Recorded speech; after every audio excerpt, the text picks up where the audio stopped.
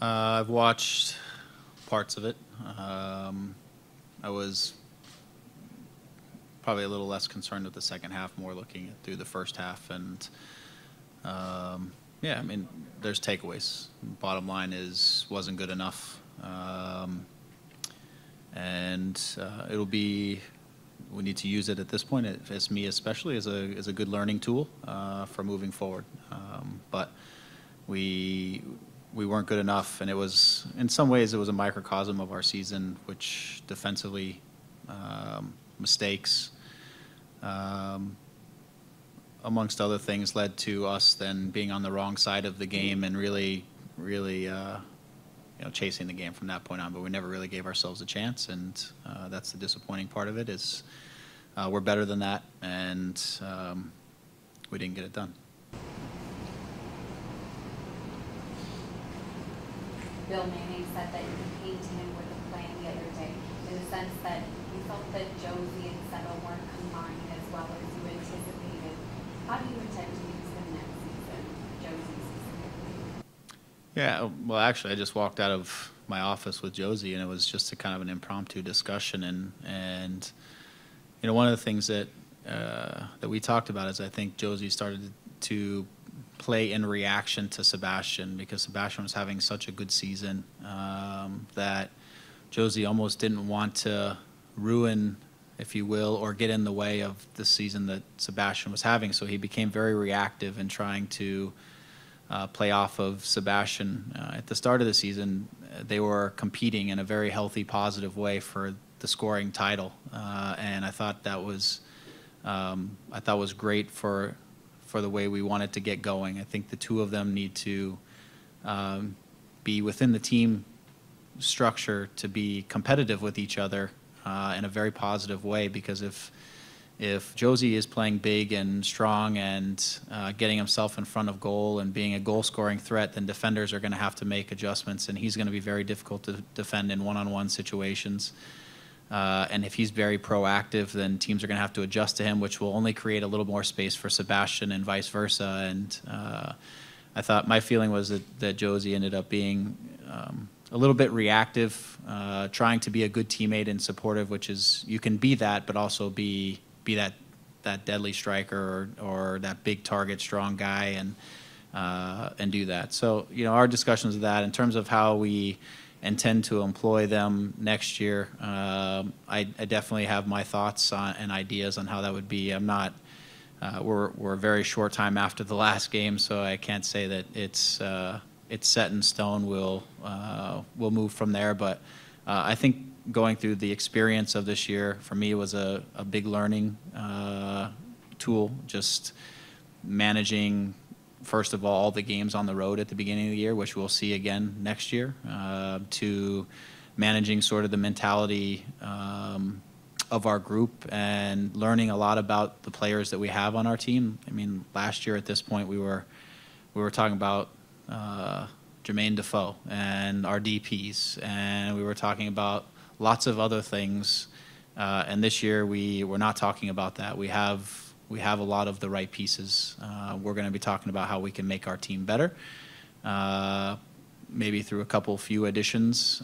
But how do we make our group better from a perspective of day-to-day training, mentality, all those kinds of things to try to progress now. So I think we're in a much better discussion this year than we were last year.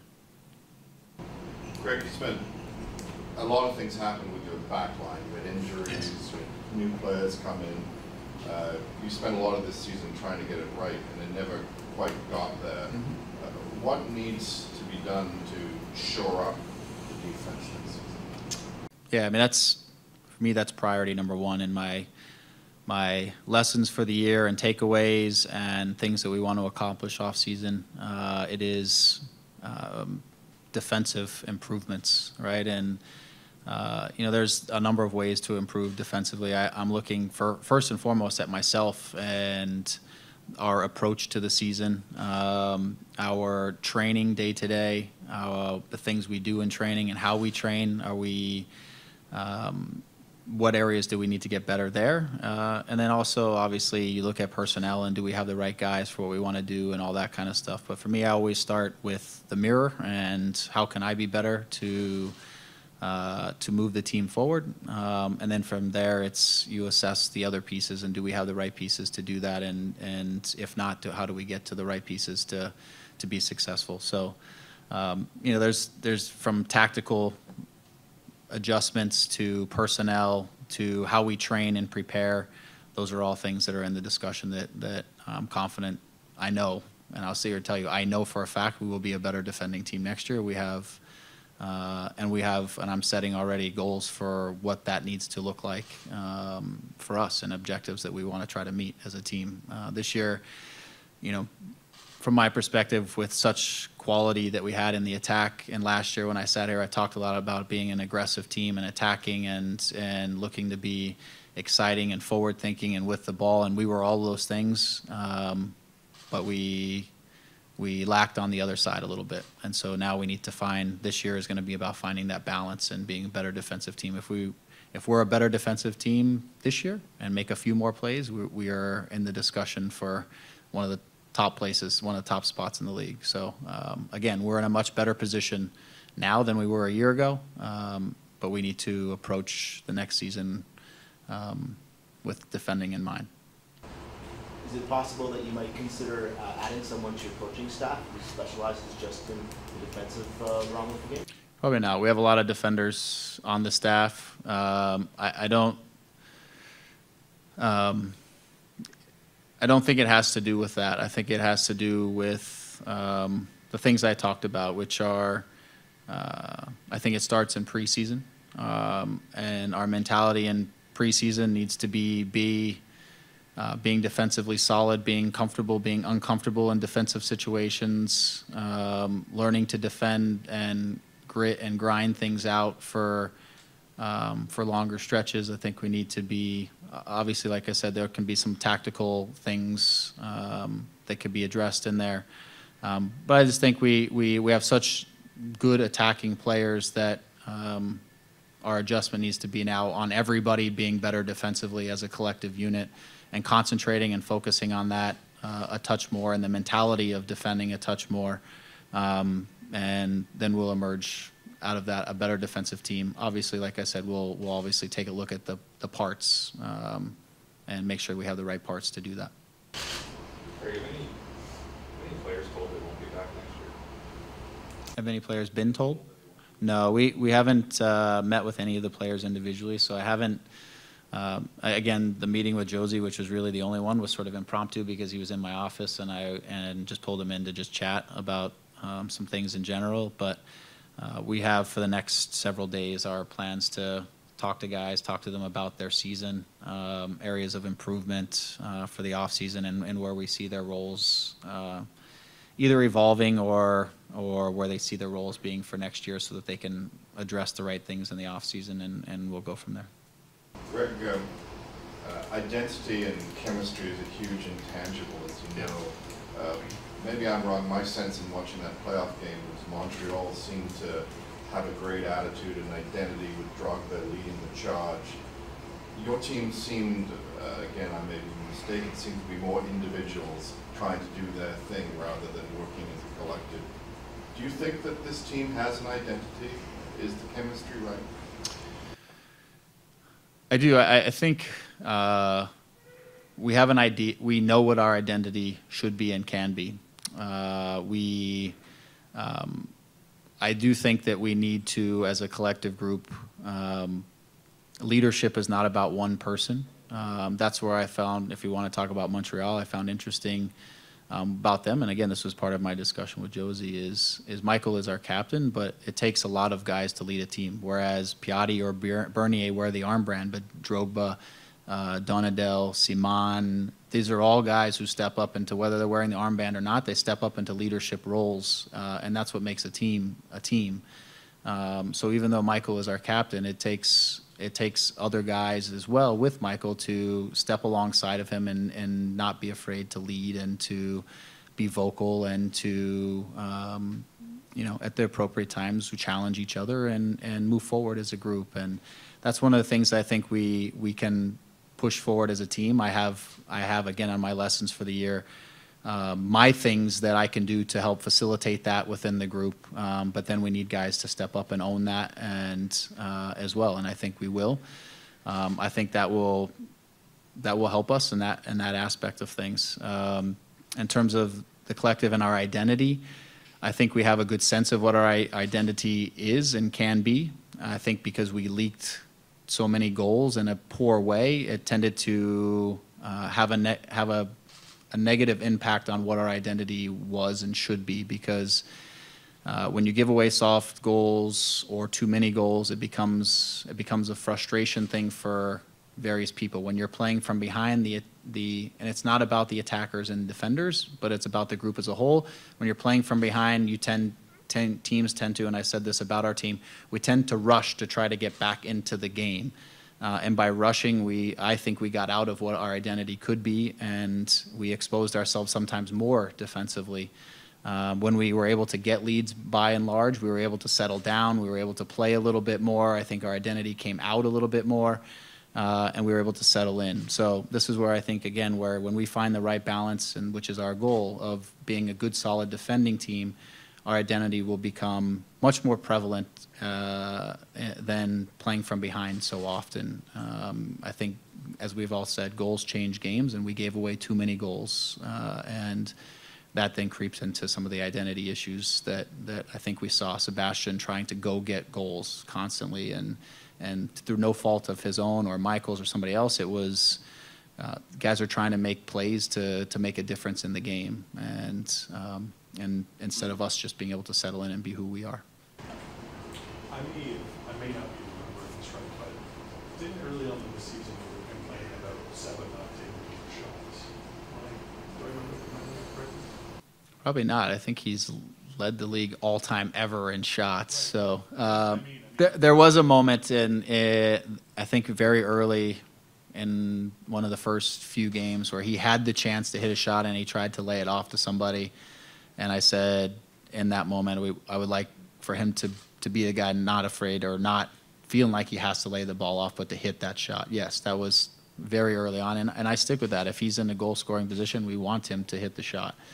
I stand by that, right? And likewise, Josie. If Josie's in a finishing position, I don't want to see them laying off too many balls. I want us to play for the best shot and take the best possible shot. Yeah. I guess my point was that he seems to have taken your advice to heart because he led the league in shots. Yeah, for sure. Was there a conversation? Did you sit down and take the shot? Yeah, absolutely. At the same time I said that publicly to you and to everybody else, it was, there's very few things I would say to you that I haven't said to them, right? And so I went to him right after that and said, take the shot. That's what you're here for. It's to finish those things. You don't, if you see it, then finish it, and clearly, I think along with that, I don't think it's just those types of words, but along with his feeling on what he needs to add to the team and so on and so forth will lead to him making his decisions, whether he shoots or doesn't shoot over the course of a game or a season. Greg, is this roster in need of a number one everyday MLS All-Star caliber center back, or do you think you have that in the team? I think it's interesting. I think we have good center backs. I think all of our center backs have good things about them and have things that are either need to progress or challenges, if you will. So, are we in need of one? Maybe, but I think we have we have a good foundation of guys, and we have guys who are capable of doing the job. I think, for us is making sure we stay healthy first and foremost. I think center backs who you get, international center backs, very rarely do they come in and light things on fire and are amazing center backs. You can pick a couple probably. Many of them have to adapt to the league and adjust.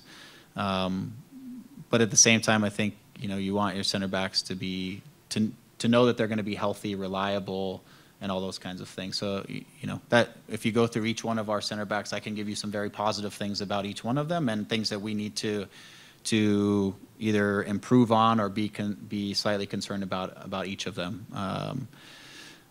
So I think if in this world, if we find a guy who is amazing, then we have to think about it. But at the same time, I think we have some very capable center backs and defenders that can help our team be successful. You look ahead to the schedule for next year already. I mean, you had mentioned the road games to start the year, Yep. and then you have the international competitions through the summer again with Josie, Michael. I guess Seba might go too as well. To Yeah. Euros. Yeah, we've looked at it, and because I'm involved, over the last couple months of when all of that's coming out, and you try to position the best you can to set things up. We've looked at it. We know we know what it's like to start on the road. We have the experience of this past year to fall back on, and some things that we did well and some things we didn't do well. We know the challenges of it, and I would like to think we'll be more prepared for it this year than we even were last year. Even though we did as well as anyone's ever done, I think we should still be more prepared. As we hit the summer, we know we have our challenges with international windows. We need to make sure we have depth and guys that can step in. I would say that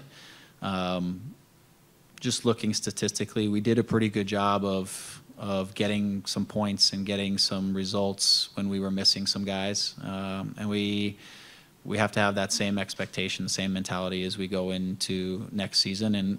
And we'll see who we miss, whether it's Sebastian or Josie Michael, who that is.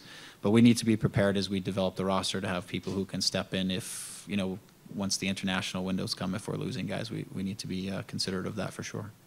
Bill, Bill talked to us to confirm that further to that. I mean, especially in light of the news Yeah. yesterday with Jason. Yeah, no, understood. How comforting is it to hear that? It's very comforting. I mean, we put, I think we're making progress. I think we put a lot of time and energy into this team, into this club over the past couple of years. I care deeply about the success of the team and the franchise. I think just on a personal note, I think I've learned a lot over the course of the year and the 10 games in my time here. And I care about the team, and I think we have some pieces to continue to build on. So for me, it's I'm excited about it. I'm excited about our future. I know we have areas that we need to get better at, and I respect that. There's no harsher critic of myself than me. I look forward to working with Bill and with Tim and with all of our players, because our players are disappointed too, and they know that we finished this in a way that was not acceptable in the end, even though we had some good moments. We will come back fighting, and we have a good foundation from which to build from. And I'm always a pretty optimistic person, so I'm looking forward to the opportunity for us to get better and to continue to strive towards being a championship team, and I think we're going to do that. One more for Greg. That composure that you seem to have, it couldn't have been easy to maintain, during what was an unexpected season. Where do you get that from? What's that born out of? I like to think it's from hard work. I mean, I feel like I'm pretty diligent in my approach to things, and I know I work very hard at what I do, and I'm not always making the right decisions, and things aren't always perfect, and things don't always go the way you draw them up. But I think it's important to stay rational when you can, and to be reflective as much as possible, even within a game. I try as much as I can, and it's not always the case, to try to stay a little less emotional in the game, to try to stay rational, to try to be able to make adjustments. Obviously, the bigger the setting, the bigger the game, the more experience you have, you gain that sort of rational approach. But I'd also have to thank my mom a little bit for it. She's very calm, unlike my dad, who is very fiery and intense. But I try to rely on on what I feel is sort of my preparation for things, and you know, trust myself and trust the guys and people I have around me that we're moving in the right direction, and we're going to get things done. And like I said, I'm pretty optimistic as much as I can be in all moments, and look at the bright side of things and try to find solutions, and not look at problems as problems all the time, but as opportunities to get better or to improve on something.